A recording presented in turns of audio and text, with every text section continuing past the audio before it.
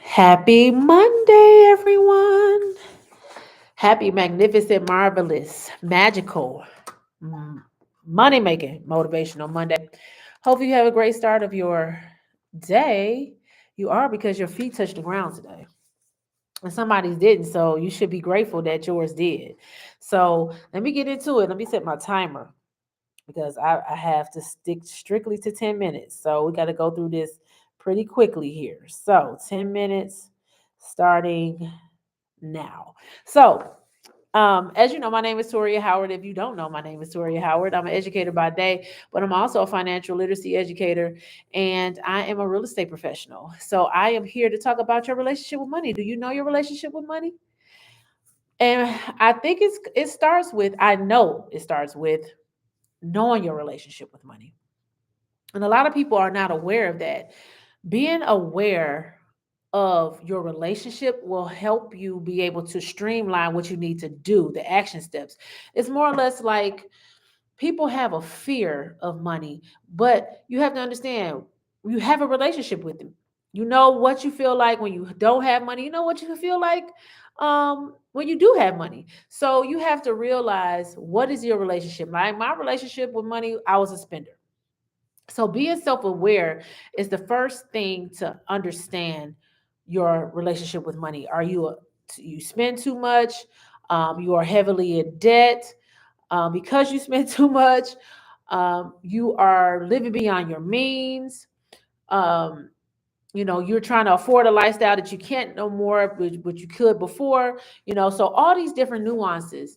And I think a lot of people are scared to have this conversation or scared to have this revelation with themselves because you really don't want to take the mask off and see what you're really doing and the lessons that you're going to learn, but you're continuously going to learn these hard money lessons. So being the empowerment of awareness comes with budgeting. Budgeting puts you in the driver's seat of your finances. Like you have to know what's coming in. A lot of us know what's coming in, but you don't understand what's coming out. And understanding where your money is coming from and where it's going is so essential. By tracking your expenses and your income, you become more aware of your financial habits. And a lot of us have a lot of financial habits. We spend a lot, we swipe a lot, we like to look good. I know I do. I love to dress and do the things or whatever the case may be. But knowing where your money goes and how it's coming in, where it goes is so essential because once you get that paycheck, are you checking off like back in the day when our parents used to have a checkbook, right? They used to have to write their stuff like because you had to write a check. Before it was easier to budget because you had to write a check. You put your what you put the check number because I used to have to do it too. I'm telling my age, but that's okay. You had to put the check number, where that money, where you was writing the check to, and then like the amount, and then what your balance was. So that was seeing your budget in real time. But because we're living in this digital age, everything is like swipe here, swipe there, and and then automatic, things that come out automatically. As well. So a lot of times we don't have that awareness no more because we're not sitting down and writing it down. And what does it says? You write it down and make it plain. It's the same thing with empowering your awareness with your budget is writing it down and make it plain. Now, you have different systems that will show you how to budget in a computer format because a lot of us are tech savvy, so we want to put our stuff in so we can see it. You can have budgeting apps on your phone. I know Nerd Wallet has one. Our platform has one. So sometimes it's just easier to see it, a digital format, and that's fine. But if you're a type of person that don't comprehend, digitally because, our attention span can go all over the place, then write it down like we did back in the day. Income is coming in, I got to pay this time I get paid because some people get paid every 2 weeks, some people get paid every week, and some people get paid once a month, and some people get paid daily. If you're a like a contractor or somebody that does hair, or you get paid by the day, something like a waitress and stuff like that. Sometimes it's harder to do that too because you're spending money every single day. So being more aware of your finances is putting your budget together, or however that looks for you. So Another thing that being more financially aware is because you want to achieve financial goals. So a budget serves as a roadmap to show you what your financial goals are. You can see where your money is, where you're bleeding money, where you can stop. How many of you have subscriptions that come out and you just looking up like, where does subscription come from? Because everything is so subscription based. A lot of times we don't pay attention and you just things are just coming out, coming out, coming out, and you're not paying attention where it's going. So once you get your budget together, it serves as a roadmap because you can put in there any and everything that you need from, because some people have to have an expense for their clothes, their hair, their nails because of their profession. And that is what your profession holds, and that has to be a part of your budget. What are some non-negotiables that you know you cannot take out? Now, sometimes you just have to make temporary sacrifices in order to get to where you want to go. Do you have a financial goal? Well, that's the one thing that you have to realize too.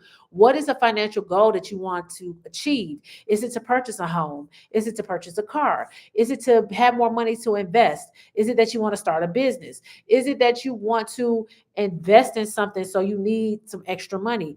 Or you want to take a vacation. We all love the vacation. I know I do. So sometimes you have to plan. And a way that you plan is looking at your budget and see where you can sacrifice some things. Like if you eat out at restaurants every single day, you can spend like $100 a day on food, depending on how often, how healthy, that you want to eat. Because of course, even the cheaper options are more expensive. You can get a combo from McDonald's and no judgments if that's what you like. But a combo from McDonald's could cost you $9, $10. And if you're doing that every single day, like 3 times a day, some people eat 3 times a day, that's $30 just at McDonald's alone. If hopefully you're not eating McDonald's 3 times a day. I hope you're not eating it at all, but whatever. To each his own. But think about if you're spending $10 per meal, then that's $30 a day.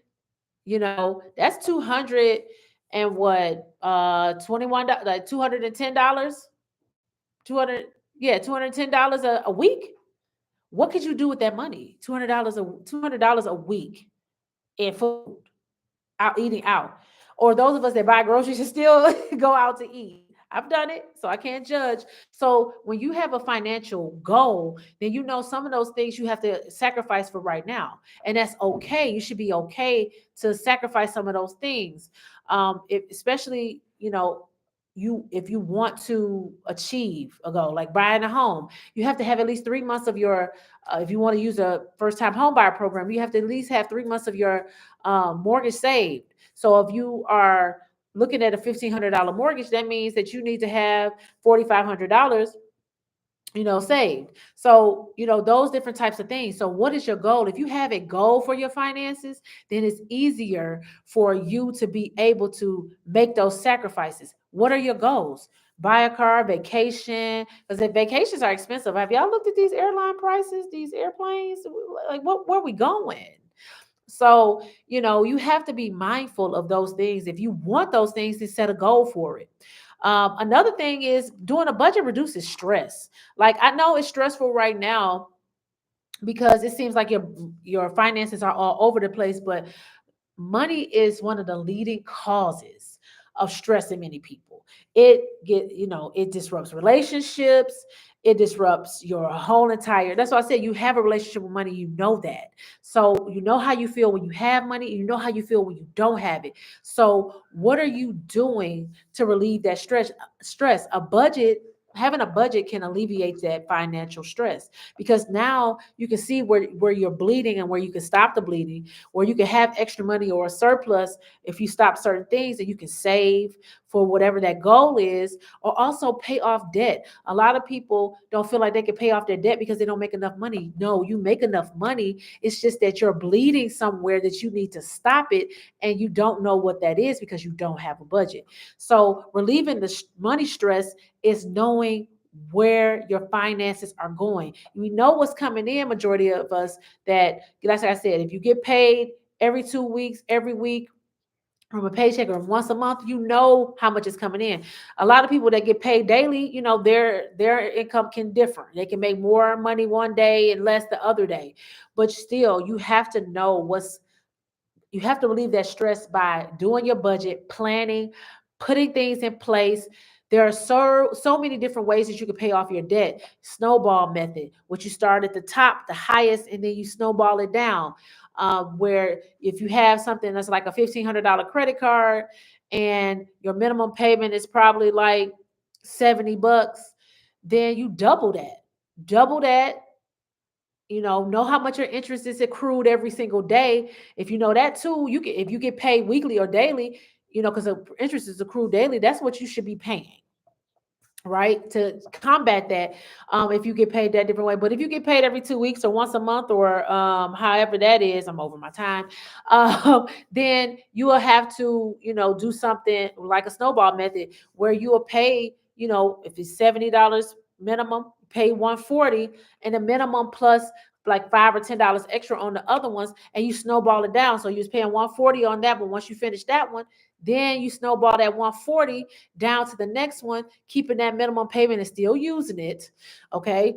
But keeping that minimum payment still plus, $10, but still using that card and snowballing that 140 because you're not missing it. You're already paying it. And then paying the next one and doing the same thing. And you'll pay that debt off, but you have to know where your money is coming in and coming out. Building healthy money habits is another way. Budgeting is just not restricting spending. It's cultivating a money habit, a healthy money habit. Just like some of us want to eat healthier or whatever, we know we got to put the chips down. If you want to become have more healthier spending habits, then you have to know where you're bleeding. Or do you need to have certain things right now? Because a lot of times we're wasting money on things that we don't need to use or not even using. So over time, the budget will help you develop a mindfulness of where your money is coming from and where it's going, and can lead to long-term success. So last thing, it fosters a positive money mindset. Like your mindset plays a crucial role in your financial journey because your mindset has to be there in order for you to be able to get to where you want to go. So how do you think and feel about money influence your financial decisions and your behaviors? So you have to be able to understand what that is. And like I said, explore what is your relationship with money. I was a spender. I love to look good. I love the shoes, the clothes, all of that, the perfumes, and I'm a perfume girl. I love perfumes. Only the scents that are fresh scent and sexy smells. I don't do flowers or candy. Sorry for those of you that like those. I don't. But I used to spend a lot of money on frivolous things that I knew I didn't have to do that every single month. Not saying that you're not supposed to treat yourself, but by all means, self-care, retail therapy, some of those things are needed. But do you have the budget for it with your money goal? What is your money goal? Are you striving to buy a home? Are you striving to buy a car? Are you striving to invest? Are you striving to have a vacation? If you want an all-inclusive vacation over there where, a lot of times it's the plane ticket and not even the stay. So you need to be mindful of those things and be able to do the things that you need to do to get to where you want to go. That's just bottom line. You have to just don't wait till you get on your back and just feel like life is so complicated and so hard. And a lot of times life is so complicated and so hard because it's a money problem. And a money problem comes from not having that positive money mindset, not budgeting, not learning how to take from your surplus because you looked at your budgets to save, to look at this. I used to make myself be disciplined. I used to just I used to have my job take out $50 every time I got paid off the top and put it in another account that I didn't have easy access to. That's how I saved for my first home because I knew I wasn't disciplined enough. And then once I did it, I didn't miss that $50. I increased it to 100. So by the time I realized, I looked up, I had probably like $4,500. I did it with Acorns too. Those of you that want to invest, Acorns is one of the better ways because if you don't know about the stock market, it invests in the Magnificent Seven, for you. It invests in which is like Apple, Nvidia, you know, Microsoft, Amazon, both of the Googles. So that's the Magnificent Seven. Yeah.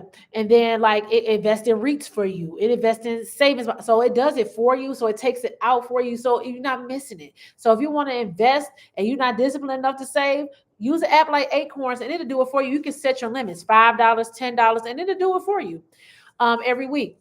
So fostering positive money mindset is just taking it out of your hands sometime and making the decision like, hey, I'm gonna just go ahead and let this automatically come. We let everything else come out automatically. Why not let investments and savings come out automatically? Like I said, I used to have my savings come off the top. I didn't even see it. I didn't have to be like, well, I got to transfer money. Nope. I didn't trust myself.